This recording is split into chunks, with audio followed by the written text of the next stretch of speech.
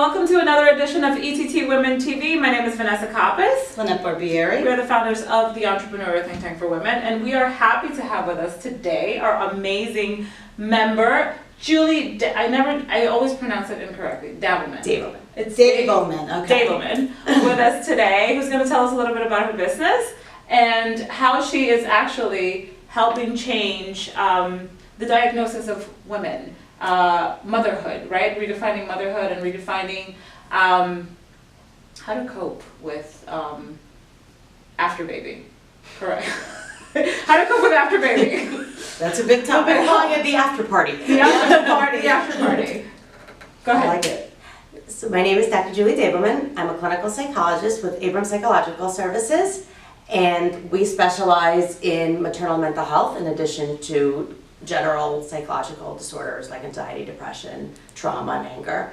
And what we try to do for women is, as part of the practice, is birth, babies, and beyond. And what we do is we address all of the parenting issues. So not just postpartum depression and anxiety, which most people at this point know about, but the things that nobody talks about. So I had this baby and I was really excited and now I'm not. Or I had one baby and I was doing really well and I thought I wanted a second and now I have two and I'm having a lot of trouble managing that.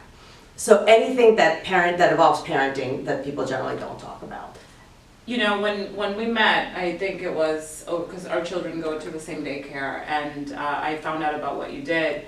Obviously, it resonated very closely to me because I've been I've always talked openly about the fact that I suffered from postpartum when I had my first. And one of the things that allowed me to kind of get out of my way in that sense was to come out and connect with other women who were going, through similar things that I was. And I think that we get, as new mothers or even vetted mothers, have just grown accustomed to that being in that phase, and like that mommy phase.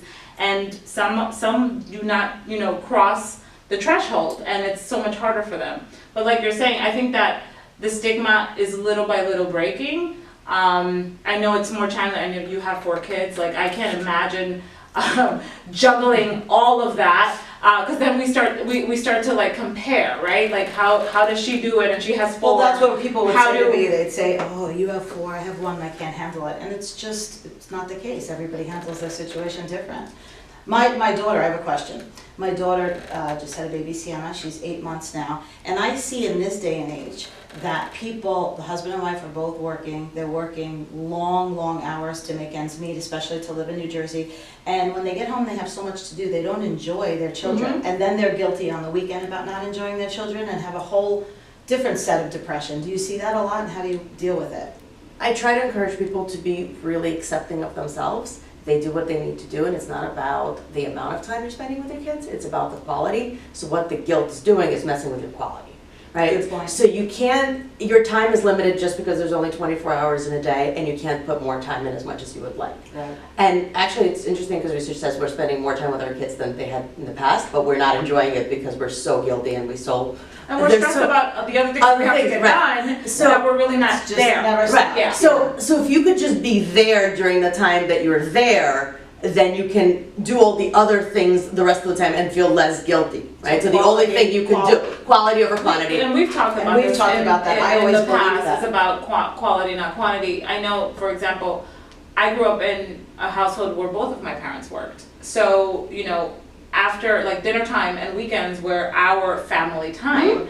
My husband didn't. My husband grew up with with a stay-at-home mom, and he wanted that for our children. And I'm like, no, that's not happening, because I needed to take care of my own mental health in order to not just be a good wife, a good business owner, but also to be a good mother. And you're also a role model. Exactly. Because it's good for them to see that people have to juggle, because their life is likely to be like that, right? How are they going to go and face reality when all they've seen is picture perfect dinners on the table at 6 o'clock every day? It doesn't really It doesn't, and it sets an unrealistic expectation. And I have to give you props, because I think that you literally walk your talk. I mean, as far as cutting yourself that slack and giving yourself the opportunity to just be, this is these are the cards that have been dealt for the day. This is what we're gonna do.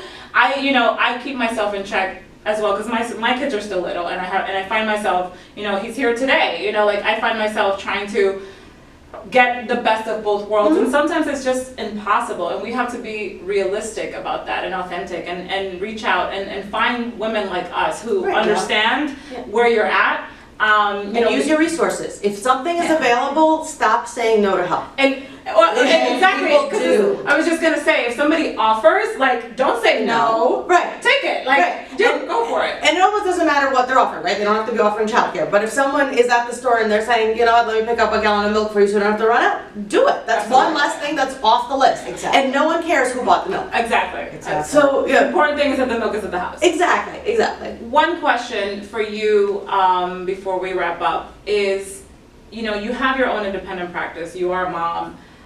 What advice would you give to a new mother or a mother who is trying to make it all work? What would you say to them?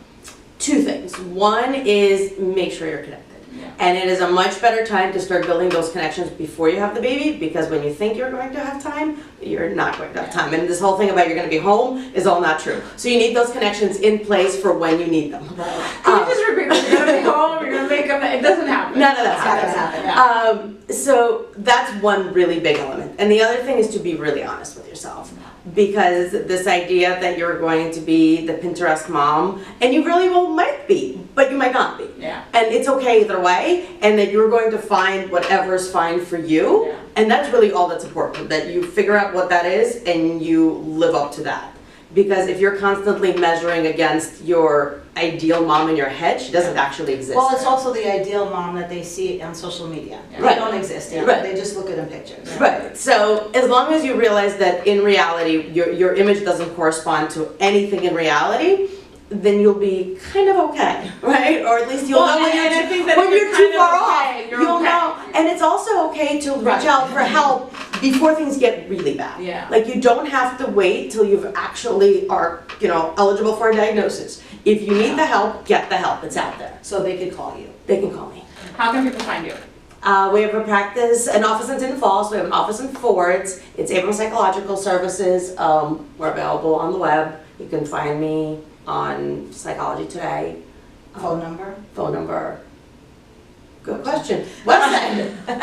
Edit. Website is Abrams Psych. And you have a blog. And I have a blog. Can This Help You? On Which WordPress. is very good. It deals with all sorts of psychological issues that you can apply yourself, and lots of things on parenting and motherhood and such. And I take suggestions, so if anyone has any suggestions of blog topics, they're welcome. And understand, I think also that it takes a village, you know, thinking that we're super mom and and like wearing that badge of honor, like I am superwoman, you know, it doesn't make you any more of a superwoman to just admit that, you know what, today I don't have it all together. No. So. And nobody has it all together on any given day. The bottom line is you can't compare yourself to anybody. But also, nobody has it together. I look cute right now, I think we all look cute right now, but we're like, oh my god, I forgot to put the laundry load in the dryer before I left this morning. Right. You know, like there's always something. I left the cable guy in the driveway, you know, it's always something. Right, and then that's what it is. It's just realizing that real life is real life, and this is your real life, and this is all you're gonna get. So you can optimize what you can, and then you can't optimize other things, and then you just accept them and move on and deal with them. If you or anyone you know are in a place that, you know, they're feeling that they need some help, please reach out to Julie. You can also connect with Julie through ETTWomen.com. And we hope that today's episode is really helpful. Absolutely. Thank you so much for joining us. Bye. Thank you. Bye.